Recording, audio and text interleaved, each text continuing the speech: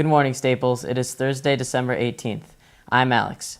We are just days away from the December holiday vacation. Hello, I'm Reese. We have a great show for you today, but before we can begin, can we all stand and say the pledge?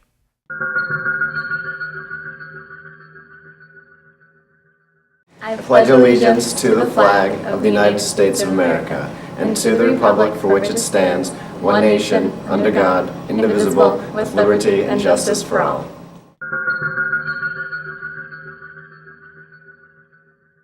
John Marsilio and his group are up next with some information about an upcoming TAG event. Hi, I'm Isabel Perry. I'm one of the co-presidents of TAG, and today and tomorrow during the lunch waves, we are going to be having our annual balloon pop. So basically, we get donations from around town and we sell them for balloons in $5, $10, and $20. And we're raising money for a Christmas drive for kids who can't afford holiday presents. And then we're also raising money to bring speakers to the community to raise awareness about drunk driving, texting and driving, and really to make the community a better place. We have items from all your favorite stores around town. We have Archie Moore's gift cards. We have Lululemon. We have Starbucks. We have all the good stuff. So come on out and buy something. Thanks to John and his group for that useful information. For the last dozen or more years, the Media Lab made a CD of Candlelight. This year there was a second CD. Here's a little commercial to tell you where you can still purchase them. Hi everyone, so Candlelight is over, but the memory doesn't have to fade away. We have 2 CDs we are selling for the Staples Orphenians and the Candlelight CD from this year. So Mr. Rosenberg recorded an Orphenians CD this year, and Mr. Honeycutt helped to record the Candlelight CD. Both are $15, and if you want an Orphenians CD, go see Mr. Rosenberg and Mr. Honeycutt for the Candlelight CD. Let's throw it back to the hosts. So see Mr. Honeycutt for a Candlelight CD or Mr. Rosenberg for a copy of the Orphenian CD. Both cost $15. The boys are back with another club preview. This week they meet up with some of the members of the Sister City Club. Hello Staples, I'm Luca Cosito, and this week we're back with another club preview. This week we interviewed the president of the Sister City Club, Lily House. Hi. So Lily, why did you start the club? Well, I started the club because my mom works for the organization outside of school, and I just thought it'd be a good idea to bring it to Staples. What exactly is Sister City? Okay, so Sister City is an organization outside of school that I brought to school as a club, and it's basically where you raise money to send underprivileged Nicaraguan kids to school. And also, like, each person in the club gets a pen pal that they can write to and create, like, a friendship with, which is cool. What do you do during your meetings? Well, during the meetings, we, like, plan fundraisers, and sometimes we write the letters and make bracelets for them and to send them in the envelopes. And we kind of plan out how we're going to raise money, like through bake sales and ideas and crafts, whatever. How can someone join the club? Someone can join by joining the Facebook group, which is Sister City Club 2014 through 2015, or messaging me on Facebook, Lily House. There you have it, Staples. You heard it from the president of the Sister City Club, Lily House. Now let's throw it back to the host. Thanks, guys, for that interesting piece. Tom and his group have an important announcement about an upcoming event. Hi, I'm Phoebe, and I'm here to tell you about Phoebe's friend's new fundraiser, Skate and Glow at Longshore. This fundraiser will take place on January 23rd from 5:30 to 7:30, and will be for $20. You're able to skate for 2 hours at a private party, and you will receive a glow package fun with glow bracelets, glow necklaces, there'll be glow balloons decorating the ice skate, and you will also receive skate rentals. Please come because all money is supporting pediatric cancer research at Sloan Kettering. Be there. Thanks, Tom, and thanks to Phoebe for all your hard work. Now I guess it is the girls' turn. Here's this week's inspirational quote of the week.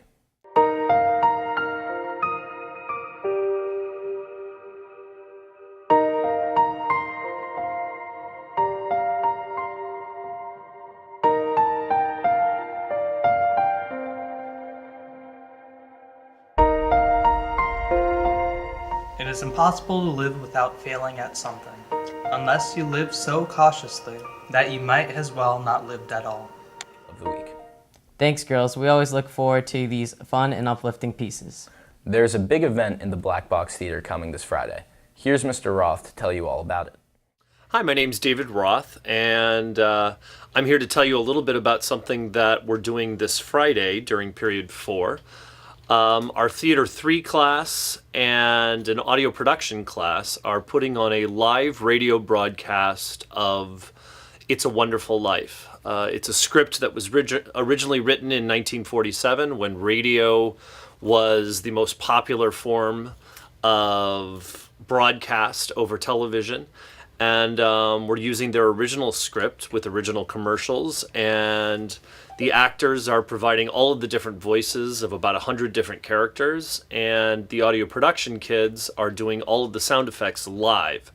Meaning if somebody walks across a room, they have a couple pairs of shoes that they move across a board. If somebody falls into a river, they drop something into a large bucket of water to create all of these sound effects live as they would have been done. And it's going to be broadcast live over WWPT as we are performing it. And it's just something very exciting we do here down in the arts department. And we're very excited about it. And so that's why I was here to tell you about it. Now back to our host. Thanks, Mr. Roth. So remember, if you are a student with a free period or a teacher who might enjoy bringing your class to celebrate the season, we hope you can attend. Please understand that seating will be limited for the show and that teachers should contact Mr. Roth to check on seating availability. The show begins promptly at the beginning of lunch, so hurry down to the Black Box Theater. You will still have time for lunch during third lunch that day. Up next is a piece about one of our artistic students. Good morning, Staples. We caught up with senior Jess Shaw, who has entered in many scholastic art competitions over the years. Here's our interview. So Jess, when did you start painting? I started painting in 5th grade. So do you take art classes at school, or is it mostly just an outside of school interest? I take classes outside of school in an art school called Artistic Minds. So what type of painting do you enjoy the most? I enjoy pastel painting and oil painting. I just feel like the paintings come out more realistic or vibrant and compelling. Which one of your paintings is your favorite? My favorite painting of mine might be one that I did in 8th grade. It's a pastel painting of a subway in Rome, and a few days before that we had an 8th grade field trip to Harlem, and I remember my friend pointing out a huge sign or graffiti on a building that said "No one is illegal." So I just thought that it is controversial, but I thought it was kind of an interesting message to have. So I included that on like the wall of the piece. And it's a little bit discreet, but like if you look closely enough, you can read it. I think hidden messages in art makes it more interesting. So what kind of scholastic awards have you won for your paintings? I have won 6 medals. That painting I talked about, that was my favorite art piece with the subway in Rome. Won a Best in Drawing in Connecticut and a gold medal in the Connecticut Scholastic Art Awards. Another piece that year won a gold in the Connecticut Scholastic Art Awards. And then I have another piece last year that I entered, and that won gold for Connecticut and was chosen to represent Connecticut in the Scholastic National Competition. And then I have 3 silvers in the Connecticut State Competition. So are you thinking of pursuing it as a career, or is it more of a recreational activity for you? I wouldn't say it'd be like a primary career for me, but I am going to a college in New York City, so I'd love to maybe minor in art history and spend a lot of time learning about artists in MoMA or the Met, and really get first-hand experience of the art and culture of the world. That's really cool. So good luck next year at the Accelerated Program at Barnard College of Columbia University, Jess. Thank you. Thanks again for the interview, Jess. Keep up the great work. Now back to the host. Congratulations to Jess and continued success in your artistic endeavors. And it is now time for sports.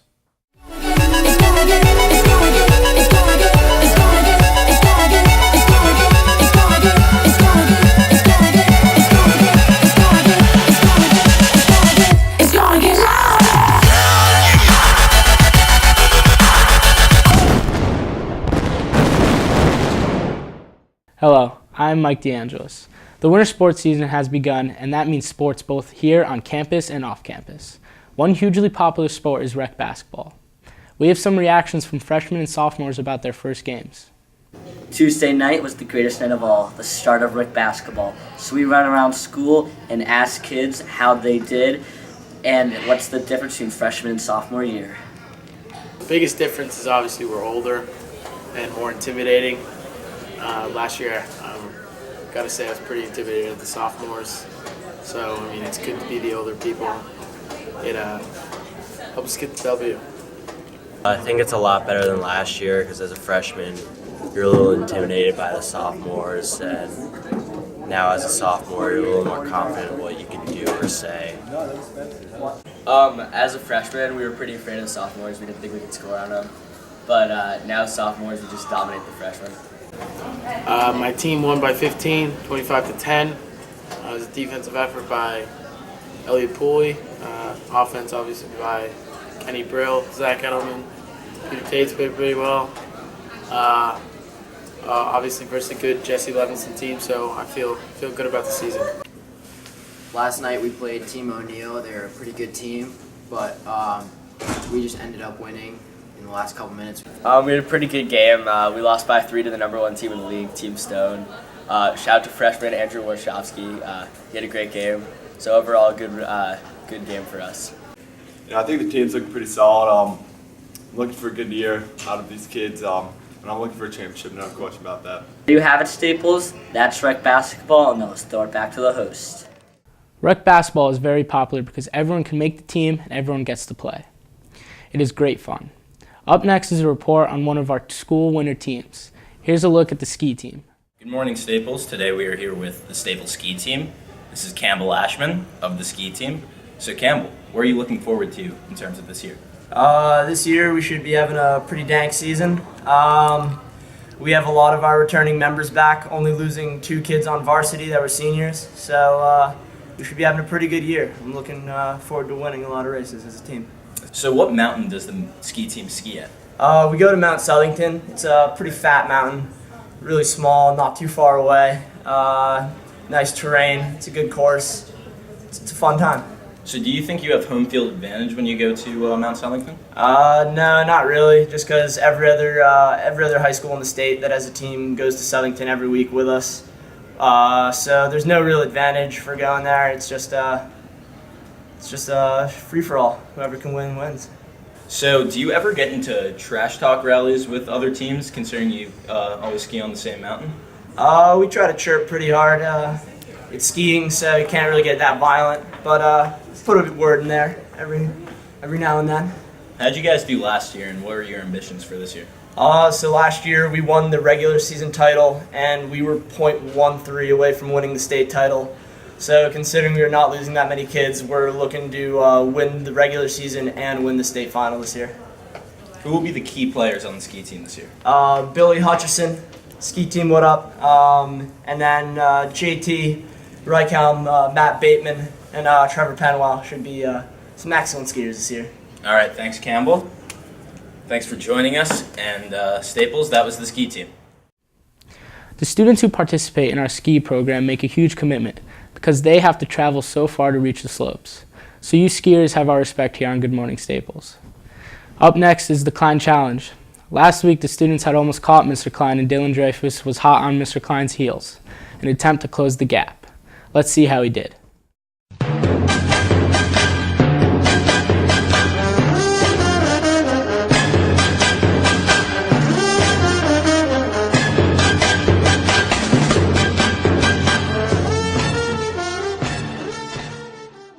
We are back for week 13 of the NFL season and week 16 of the Klein Challenge. As you can see, no Zito today. Zito unfortunately threw his back out. Insert joke there. But lo and behold, we have Mr. Honeycutt. Now let me tell you something about Mr. Honeycutt, okay? Every week he is tirelessly and thanklessly and without glory the guy behind the camera. And today we finally get to see what he looks like, and he gets a little bit of the glory today, although he's a little hesitant. Very hesitant. Why, Mr. Honeycutt? Because Zito is the actor. Me, I used to play guitar. That's about as close to acting as I ever got. But here I am with Klein on the wrong side of the camera. I think it's funny that basically he said Zito is the actor. Okay? Quick recap of last week. A perfect week for Mr. Klein, 4-0. Dylan Dreisfuss went 3-1. He did all right. Did pretty good, but that is a winning week for Klein. That leaves me That puts you up 2. Up 28-8 overall. The students are now at 26-10. That is a 2-game lead with 1 week to go. So it is all on the line this week, Honeycutt. Well, I got somebody pretty good. Okay. I got David Q. David Q. I am here with David Q as the next contestant on the Klein Challenge. David, thanks for being here. Thanks for having me. Now, David as a freshman, David is a junior now. As a freshman, he is the young man that put together the intro to the Klein Challenge that shows me making all sorts of like silly idiot faces. David, I'm not sure if I should thank you, okay, or if I should reprimand you for that one. Okay? David, what kind of football fan are you? I'm a 49ers fan. Yeah, San Francisco 49ers fan. How'd you become a 49ers fan? I actually moved from San Francisco. Oh, to so you're Westport. a hometown guy, roots in San Francisco. Yep. Okay? Struggling the 49ers at 7-7, eliminated from the playoffs. Okay? Their coach, Jim Harbaugh, stays or goes? Stays. Stays, okay. There's a vote for Harbaugh. Here's the scoop once again. I am 2 games up on the students. We're going to give them a chance to get back in it. So David and I will both be picking 5 games this week. And once again, the last week of the Klein Challenge, everything on the line. So David, give me your 5 picks for the 13th week and last week of this year's Klein Challenge. All right, my 5 picks are number 1, the Steelers over the Chiefs. Number 2, the Colts over the Cowboys. Number 3, the Cardinals over the Seahawks. Number 4, the Broncos over the Bengals. And number 5, the 49ers over the Chargers. Okay, lo and behold, no surprise, David goes with his hometown 49ers. I am going to go in this direction for week 13 of the Klein Challenge. I'm going with the Miami Dolphins over the Minnesota Vikings. I'm going with the Detroit Lions, once again making Willick happy, over the Chicago Bears. I'm going with the New Orleans Saints, who looked pretty good last night, over the Atlanta Falcons. I'm going to put a checker on his piece and go with the Seattle Seahawks over the Arizona Cardinals. And my lock of the week. Ooh, that's a big lock, all right. And let's hope Homer shows up this time, is the Philadelphia Eagles over the Washington Redskins. David, thanks for being on the show. Thanks for having me. That is it for week 13 of the Klein Challenge. And last segment of the year until we return for the new year and see once again the final results. I wish everybody happy holidays, a happy new year, have a great vacation, and we'll see you back in 2015. See ya!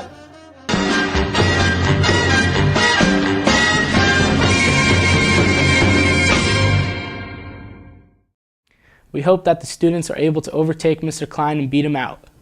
Well, that concludes the sports segment of our show. I'll throw it back to Alex and Reese to wrap things up. Thanks, Mike. That is our show for this week, Staples. The Period 8 class has a show next Tuesday. That will be a review of 2014. Remember, if you are able, you are all invited to attend It's Wonderful Life this Friday in the Black Box Theater. It begins promptly at the beginning of the first lunch. Have a wonderful weekend. Goodbye.